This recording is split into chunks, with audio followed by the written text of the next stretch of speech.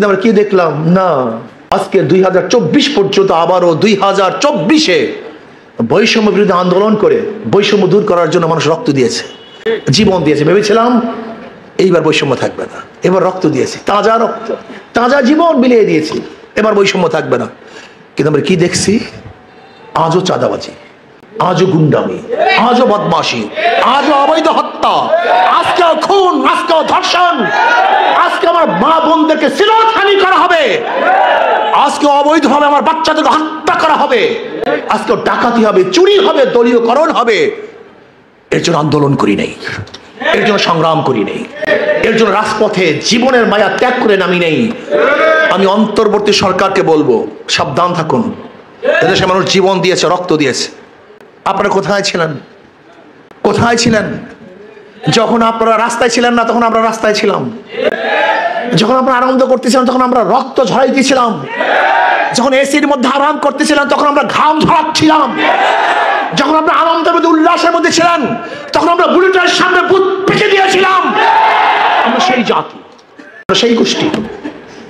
স্মরণ করিয়ে দিতে চাই, যদি রক্ত নিয়ে কেউ সিনেমা না খেলতে চান, জীবন নিয়ে কেউ খেলতে চান, বাংলাদেশের মানুষ আগে কাউকে রক্ষা করে নাই, কাউর সামনে মাথা নত করে নাই। আজকেও বলতেছি স্পষ্টভাবে, যদি জনগণের জীবন নিয়ে, তাদের আশা এবং আকাঙ্ক্ষা নিয়ে, তাদের আবেগকে নিয়ে সিনেমা খেলতে চান, তাহলে আবার এক আন্দোলন হবে, সংগ্রাম হবে। সেই আন্দোলন সংগ্রামের মধ্যে সমস্ত অন্যায় ভেসে যাবে ইনশাআল্লাহ। সময় আসতেছে। আজকে দেখেছেন একটা দল, তারা কি করছে? তারা আবার আওয়ামী লীগের ব্যাপারে এনো তেন অমুক তমুক কত এ নিয়ে বিনিয়ে কত কথা বলতে চায়। স্পষ্ট করুন কথাবার্তা। ইসলামকে প্রতিপক্ষ বানাতে চান না কেন? আওয়ামী লীগকে প্রতিপক্ষ বানাতে চান, ইসলামকে প্রতিপক্ষ বানাতে চান না কেন? সিন্ডিকেট, 5 বছর তুমি খাবো, 5 বছর আমি খাবো, 5 বছর তুমি চাঁদা করবো আর 5 বছর আমি চাঁদা করবো, 5 বছর তুমি লুট করো, 5 বছর আমি লুট করবো। হবে না, হতে দেওয়া হবে না ইনশাআল্লাহ। হবে না। মানুষ জাগ্রত হয়েছে, মানুষ সচেতন হয়েছে, মানুষ আর গোলামের জিন্দেগি করতে চায় না, গোলামের জিঞ্জিরায় আবদ্ধ থাকতে চায় না, মানুষ স্বাধীনতা লাভ করতে চায়। বাংলাদেশের বুকে কোনো চাঁদাবাজি চলবে না, দুর্নীতি চলবে না, অবৈধ কোনো কাজ বাংলাদেশে চলতে দেওয়া হবে না ইনশাআল্লাহ। সচেতন থাকুন। সিন্ডিকেট বন্ধ করতে হবে, সিন্ডিকেট দূর করতে হবে। মানুষের অন্ধ নয় যে মার্কা দিবেন আর চক্ষু বুঝে সেই মার্কায় ভোট দিবে, সেদিন শেষ হয়ে গেছে। চক্ষু বুঝে মার্কায় ভোট দেওয়ার দিন শেষ। মানুষের চক্ষু উন্মোচিত হয়েছে, মানুষকে আলো চশমা খুলে ফেলছে, মানুষ সব কিছু দেখতে পারতেছে। আমি বিশ্বাস করি ওরা ইসলামকে প্রতিপক্ষ বানায় না কেন? ওরা জানে যে একবার ইসলাম ক্ষমতায় আসে, ওই যে না বলছিল আপনাদের শুনুন যে কালো বিলাই, মনে আছে তো?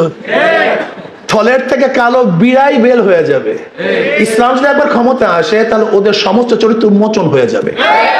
অনেকেই মনে করতেছেন কি ইসলাম মনে হয় কেমন কেমন কেমন কেমন কেমন না। ইসলাম আপনাদের, ইসলাম আপনাদের জন্য আসছে দুনিয়াতে, শান্তি দেওয়ার জন্য, মুক্তি দেওয়ার জন্য। যখন জাহিলি যুগ ছিল, মানুষের হানাহানি, মারামারি, কাটাকাটি ছিল, খুনাখুনি ছিল, ধর্ষণ, অবৈধ কাজ ছিল, সেই সময়তেই জনাবে মুহাম্মদ রাসূলুল্লাহ সাল্লাল্লাহু আলাইহি ওয়াসাল্লাম আমাকে নীতি আদর্শ নিয়ে আসছেন, যে নীতি আদর্শ সমস্ত জুলমাত অন্ধকারকে দূর করে স্পষ্ট সূর্য আপনাদের সামনে উদিত করেছিলেন। সে নাম ইসলাম। আপনারা ভয় পাচ্ছেন কেন? সাংবাদিকরা ভয় পায়, শিক্ষিত মানুষরা ভয় পায়। ইসলাম আসলে আমার ঘুষের অবস্থাটা কি হবে, আমার সুদের অবস্থাটা কি হবে, দুর্নীতির অবস্থাটা কি হবে, আমার ডাকাতির অবস্থাটা কি হবে? এগুলো লাগবেই তো না আপনার ডাকাতি করা, চুরি করা লাগবেই না, ঘুষ খাওয়া লাগবেই তো না। বরং আপনার চরিত্র গঠন হয়ে যাবে, আপনার আদর্শ গঠন হয়ে যাবে। আপনি চাকরির থেকে যে প্রাপ্তি পাবেন তাতে আপনি যথেষ্ট মনে করবেন। হাই থাকবে না, লোভ থাকবে না। যখন আপনার পাশের চেয়ার চুরি করে, এর জন্য আপনার মধ্যে চোরের লোভ চলে আসছে। কিন্তু আপনার পাশের যখন চেয়ার চুরি করবে না, আপনার মধ্যে চোরের ভাবনাও আসবে না। আমরা আদর্শ ভিত্তিক কান্ট্রি করতে চাই, আর আদর্শ ভিত্তিক রাষ্ট্র করতে চাই। যে আদর্শ ভিত্তিক রাষ্ট্রের কারণে আপনি এমনিতে ভালো হয়ে যাবেন, এত টেনশন করিয়েন না।